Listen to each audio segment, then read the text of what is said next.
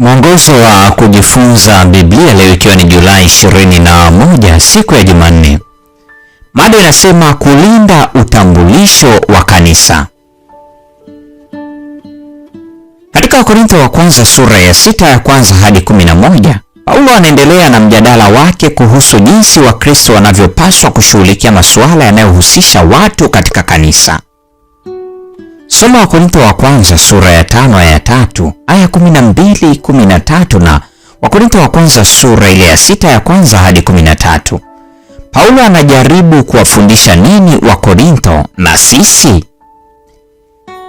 Neno la Kiyunani pragma katika Wakorintho wa kwanza sura ya 6 ya kwanza lililotafsiriwa kama jambo katika Biblia toleo la New King James Version ni neno la jumla linalomaanisha kitu. Hapa linarejelea suala la kisheria. Ni muhimu kukumbuka kwamba Wakorintho wa kwanza sura ile ya 6 ya kwanza hadi 11 hairejelei kesi ya jinai. Mamlaka ya mahakama za kiraia kwa masuala ya jinai yanathibitishwa katika Warumi sura ile ya 13 ya kwanza hadi ya 5. Paulo anashughulikia suala la madai mara tu baada ya dawa ya uasherati. Hili linaonyesha ni kwa kiasi gani namna ya Paulo ya kushughulikia matatizo katika kanisa ilivyojengwa katika maandiko. Ukweli kwamba dawa katika Wakorintho wa kwanza sura ya 6 ya kwanza hadi 11 inawekwa katikati ya vifungu vinavyohusu uasherati.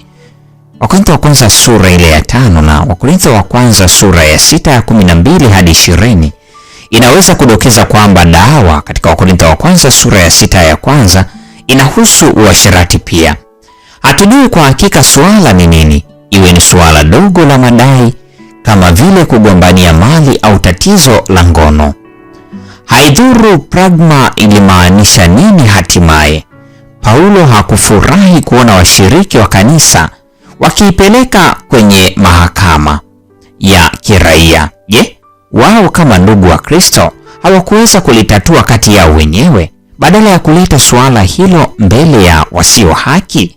Wakorintho wa kwanza sura ile ya 6 ya kwanza. Inawezekana pia kama wengine wanavyofikiri kwamba kwenye dawa katika Wakorintho wa kwanza sura ya 6 ya kwanza ni baba na mwana wa Wakorintho wa kwanza sura ile ya 5 ya kwanza. Kwa vyovyote, si lazima kuelewa jambo ili kuelewa hoja. Paulo alijali kuhusu utambulisho wa kanisa kama jumuiya ya Kikristo kama inavyoonekana na watu wa nje. Wakristo hawapaswi kuweka matatizo yao hadharani, sura ile ya 6 ya 6, wala hawapaswi kutumia njia za kidunia kuamua mambo ya ndani.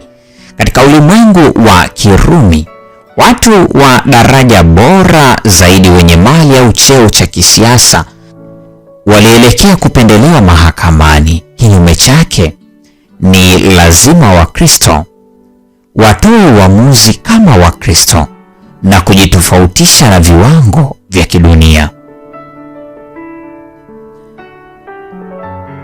Fikiria orodha ya uovu aliyoiandika Paulo katika Wakorintho wa kwanza sura ile ya 5 aya 10, aya 11 na Wakorintho wa kwanza sura ya 6 aya 9 na ya 10. Kwa nini anaorodhesha dhambi ya uasherati pamoja na dhambi zingine kama vile ibada ya sanamu, wizi, tamaa na unyang'anyi? Hii ni Julai 21 siku ya Jumanne. Kulinda utambulisho wa kanisa. Na huu ndio mwisho wa tafakari ya mada hii siku ya leo. Mungu atubariki sote na karibu tena.